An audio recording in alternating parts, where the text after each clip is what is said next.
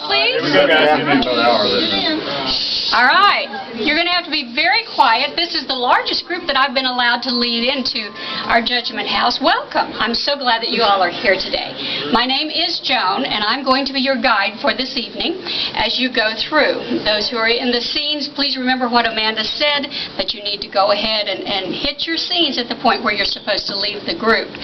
I don't say that normally, but I'm just reminding you at this point. Tonight, or this afternoon, you're going to be going through many twists and turns as we go through our tour. You're going to be taking a trip, and at the end of it, I hope that you have time and have thought and have pondered on the twists and turns that life may take for each one of us. In order to make the most of our time and to go quickly so that you are ready for the groups that will be coming in following, I just ask that you move as quickly and as quietly as you possibly can outside of each room. Wait with me, please, till I knock. As we go in, shortest go in the front, taller ones to the back. You have to stay within the blue lines. Anyone who has a cell phone in their pocket, at this point, please pull it out. Check it. Oh, if it's not off, please turn it off or onto silent. We don't want anything interrupting our tour as we go along. I want you to pay very close attention to the names that are given to you. The characters in this drama that we have tonight will be changing as far as the person who is depicting that character. So it's important to remember the names. In some of the scenes, the hair is long, and others it's short. Some the hair is dark, and others it's light. But the names, the names and the souls that are represented by each one of these characters is so very, very important. If we have any young children that you fear might be a little bit put off by some of our intense drama, please let us know. We have a guide at the back. Cindy is back there at the back, and she'll be glad to take our children around if you think that they might be intimidated. Now, we're going to do something that's a little different. Usually at this point in our drama, I would tell you who those four people are that are so very important. However, tonight we have a special person and a special area that we'll be going to. As we go upstairs, please watch your step very carefully. Go quietly to the room and gather around. Thank you. Follow me, please.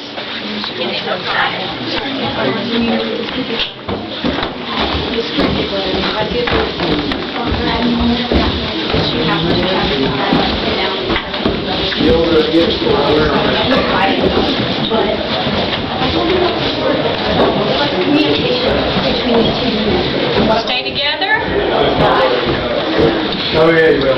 Everybody, follow quickly. All right, as you go in, please remember, stay within the blue lines.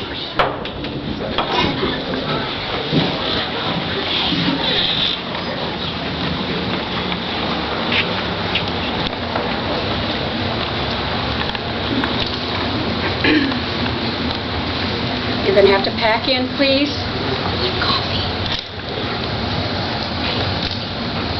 If you're shorter, stay to the front. Taller to the back, please. All the way in, please. Pack in. Come on over.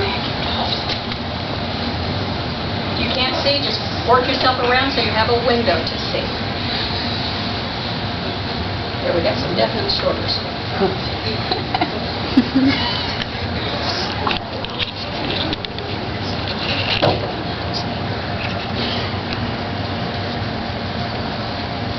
All the way in, please. Good afternoon. I'm Dr. David Morgan, County Medical Examiner. We usually don't allow people, non-medical personnel, into our morgue, but today we've made an exception with special permission from the family. Our purpose today is to introduce you into four lives that were cut short by tragedy. We're going to start here with John Cartwright. Mr. Cartwright, 35-year-old male, wife Karen, been married 10 years, have two children, Trevor and Victoria. John was a attorney here in town, also had aspirations of running for the Oklahoma State House of Representatives. John was a good man, very generous, very giving in his community. The last thing that John expected when he said to his wife this morning, "Tell the kids I love them, and I'll be back to give them a big hug." John died of a massive coronary meeting with clients. Over here we have Jennifer Mackey, 17-year-old female, the only daughter of Joy Mackey. Jennifer was one of the most popular girls in school. Jennifer was captain of the cheerleading team, had a 4.0 GPA, had already been accepted and approved at several top colleges. Jennifer's dad passed away when she was 5, and it was just her and her mom at home. They planned on going during Christmas break and touring Europe with her mom and her aunt. The last thing that Jennifer expected when she went to Celebrations Arcade to have a coke with friends was to be shot in the heart. She died from a gunshot wound at Celebrations. Here we have Matthew Burke. Matthew Burke, 16-year-old male, son of Philip and Diane Kirk, had 3 younger sisters, Kara, Melody, and Brittany. Matthew loved the Lord. He loved telling people about Jesus. As Matthew was at Celebrations yesterday, too, during the attempted robbery, his own heroic efforts cost him his own life. He died from a gunshot wound to the head. And finally, over here we have Lindsay Rhodes. Lindsay, 15-year-old female. Lindsay's dad left when she was 5, when she was 10, and she never got over that. She always carried a grudge against her dad. It worried her mom, but her mom also had to make a living. And because of that, she didn't get the attention that she needed, so she looked for it in other places, and she found it in a boyfriend that was nothing but trouble. The two of them conspired to rob Celebrations Arcade, and during that attempted robbery, she was shot and died on the scene. You see 4 lives, 4 choices. Choices for life, choices for eternity.